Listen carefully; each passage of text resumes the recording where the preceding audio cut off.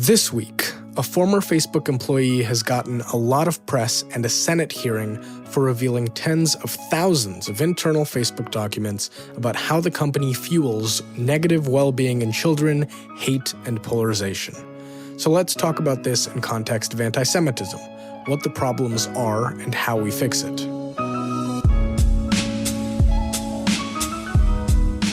I'm Lev Gringaus, and welcome to The Jews Are Tired, your podcast about Jewish news.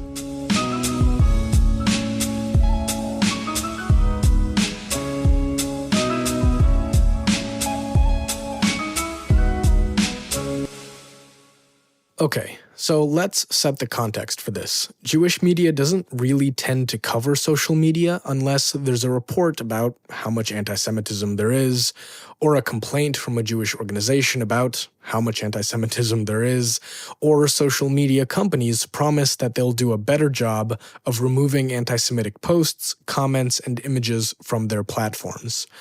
Which is to say, most of the time, we, and Jews in general, are focused on content and content moderation being the problem on social media. That often is expressed with some version of the question, why is Holocaust denial allowed on Facebook? But what's notable about the recent news dump around Facebook and the former employee, Frances Haugen, is that it's reframing the conversation. Bad content like hate speech and content moderation isn't actually the core problem, nor is it even fixable. The real issue is how Facebook prioritizes content to show it to more people. And I'll just say the uncomfortable kicker now.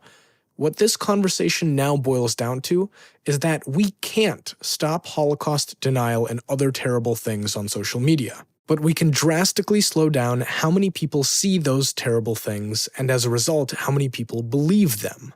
But if we, the American Jews and other citizens of this country, don't understand why this is the case, we will fail to push legislators to fix what can actually be fixed. And the worst case scenario is that if we are misinformed, our legislators will only make the situation worse.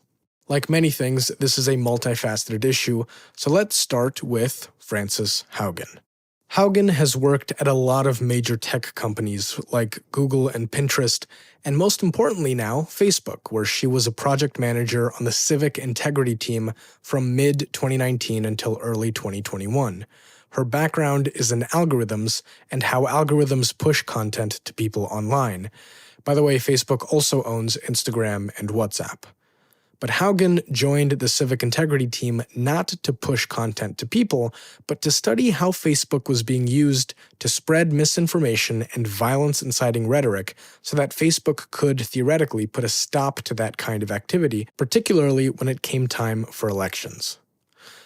Haugen was driven by a personal reason to do this sort of work. A close friend had become a white nationalist after reading white supremacist conspiracy theories online. In her own words, as she told the Wall Street Journal, quote, "It's one thing to study misinformation, it's another to lose someone to it," end quote.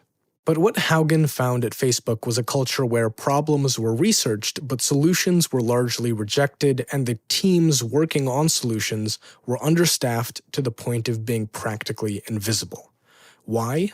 Well, because fixing hate speech and misinformation on Facebook is bad for business. Facebook's business model is all about selling people's attention to advertisers, which it did last year for $86 billion in revenue. To do that, Facebook needs three things: a lot of people, those people spending as much time as possible on Facebook so that they are more likely to see ads, and ads that are targeted to people so that they are more likely to click on those ads. To manage that, Facebook has a bunch of machine learning algorithms, which are complex sets of calculations and equations that can learn what data to provide based on context, and to then provide that data consistently in the future. Now, I'm not a computer science journalist, so here's a good explanation on these algorithms from a story linked to in the podcast notes from the MIT Technology Review. Quote, "An algorithm trained on ad click data, for example, might learn that women click on ads for yoga leggings more often than men. The resultant model will then serve more of those ads to women.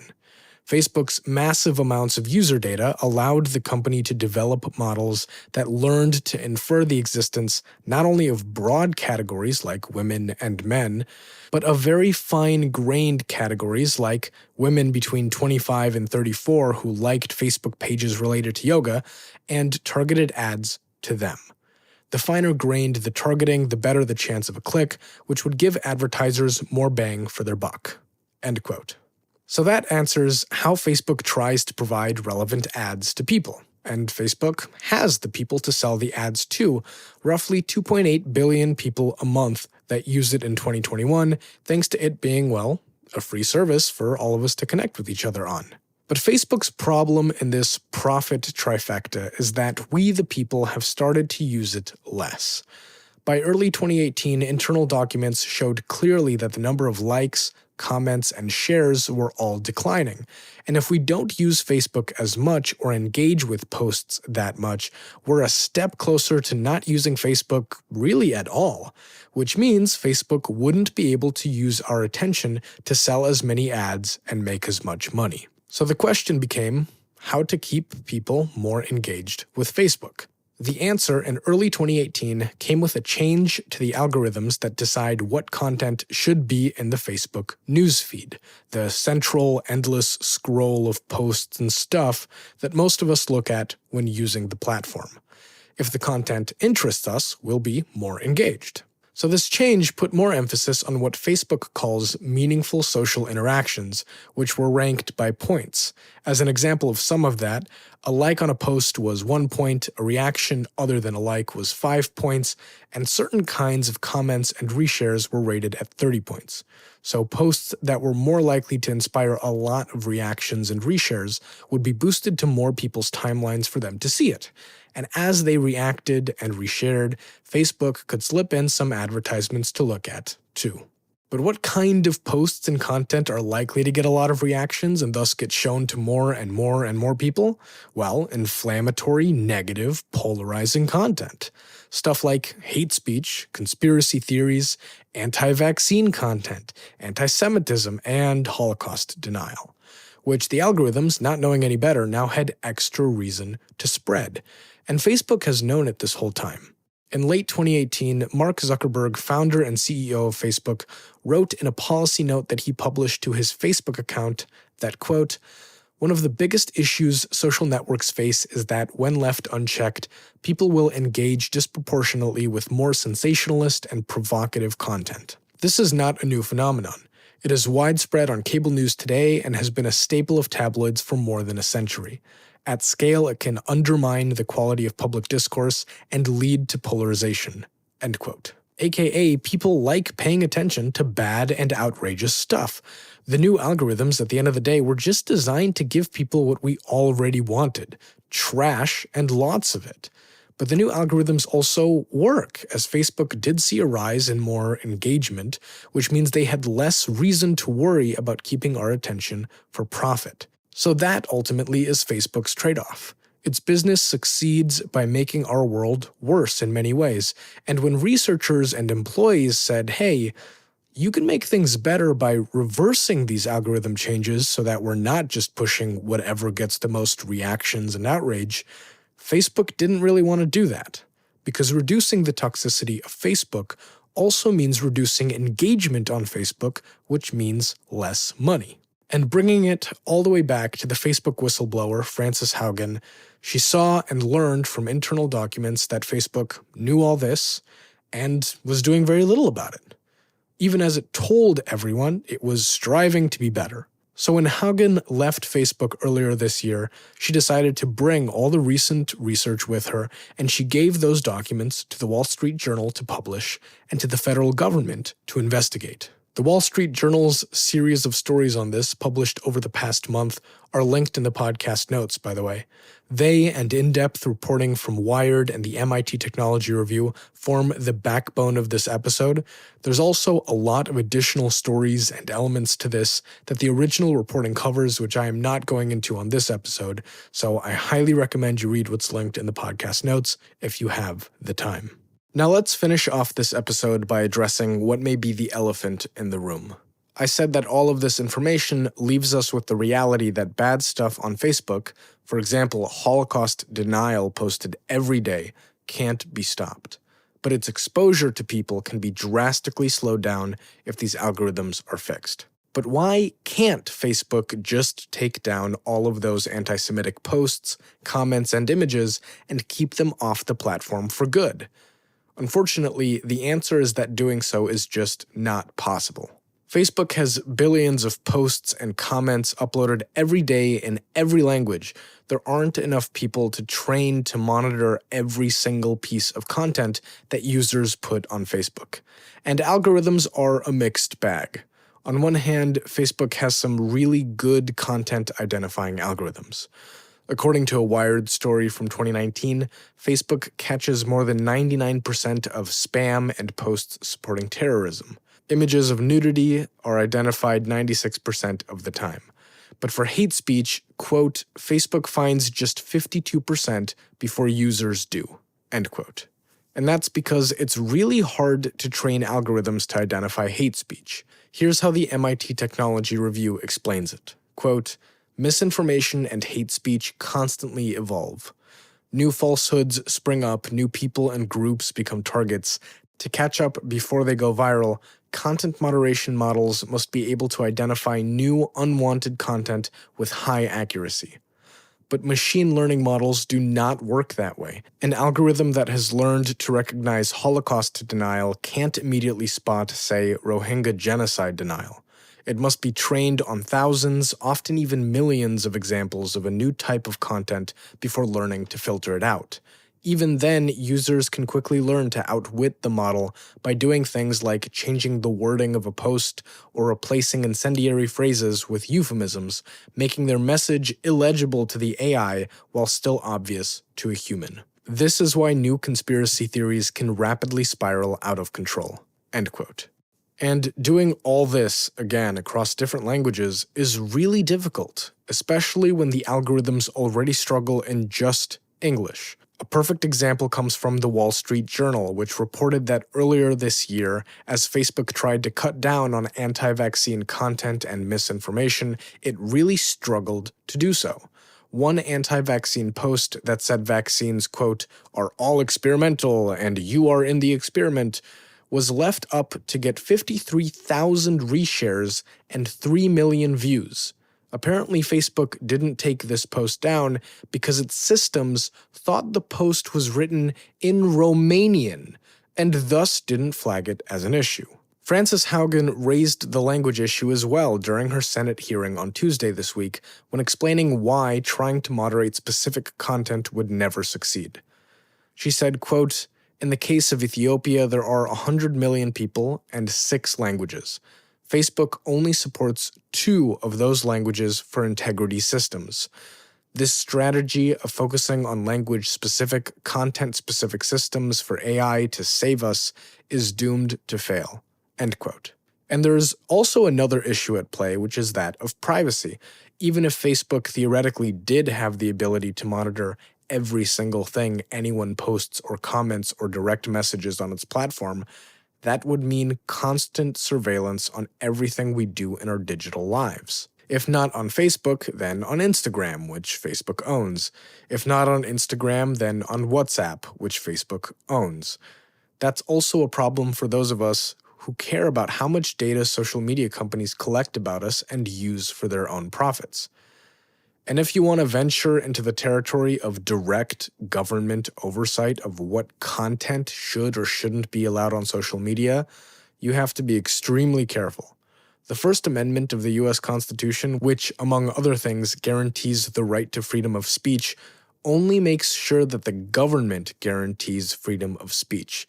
As a private company, Facebook doesn't have to guarantee freedom of speech at all to anybody. In fact, they have a First Amendment right to block or not block whoever or whatever they want. And it would be serious overreach for the federal government to suddenly ignore the First Amendment and dictate what speech is or isn't okay to social media companies and through them to the rest of us. Which leads us back to arguably the best solution, being the one that is possible to actually do to solve these problems. pressure Facebook into fixing its algorithms and the system that helps terrible content be seen by too many people. Part of the reason Haugen is whistleblowing on Facebook is so that Congress can figure out a decent way to regulate these sorts of algorithms, all of which can be done without attempting the impossible and trying to regulate content directly. What comes next remains to be seen. Congress typically sucks at understanding the internet, let alone how to regulate problems online. But again, it feels like the conversation is clearer now and focused not on individual bad posts and how to try and stop them, but the larger systems that are responsible for inciting hate, misinformation, and violence. To leave off, here's an excerpt from Haugen's opening statement at the Senate hearing on Tuesday that sums up what's at stake, edited down from its original 9 minutes. I joined Facebook because I think Facebook has the potential to bring out the best in us. But I'm here today because I believe Facebook's products harm children, stoke division, and weaken our democracy. The company's leadership knows how to make Facebook and Instagram safer, but won't make the necessary changes because they have put their astronomical profits before people. Congressional action is needed. They won't solve this crisis without your help. Yesterday, we saw Facebook get taken off the internet. I don't know why it went down, but I know that for more than 5 hours, Facebook wasn't used to deepen divides, destabilize democracies, and make young girls and women feel bad about their bodies. It also means that millions of small businesses weren't able to reach potential customers, and countless photos of new babies weren't joyously celebrated by family and friends around the world. I believe in the potential of Facebook. We can have social media we enjoy that connects us without tearing apart our democracy, putting our children in danger, and sowing ethnic violence around the world. We can do better. This is not simply a matter of certain social media users being angry or unstable, or about one side being radicalized against the other. It is about Facebook choosing to grow at all costs, becoming an almost $1 trillion company by buying its profits with our safety.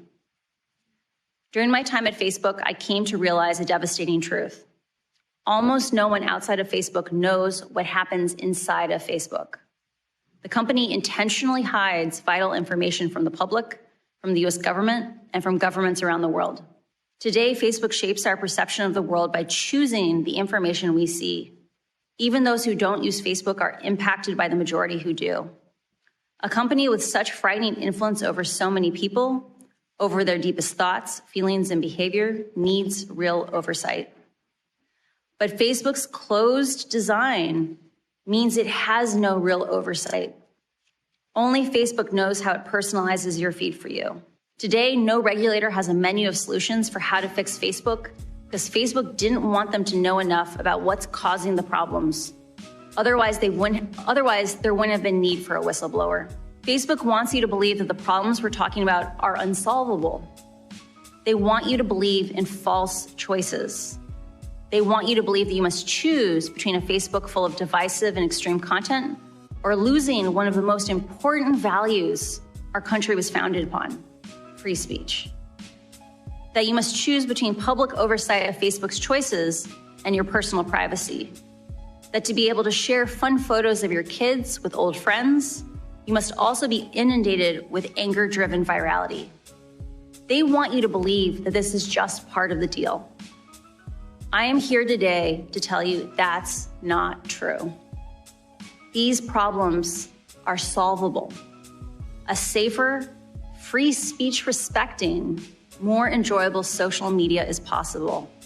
But there's one thing that I hope everyone takes away from these disclosures. It is that Facebook can change, but is clearly not going to do so on its own.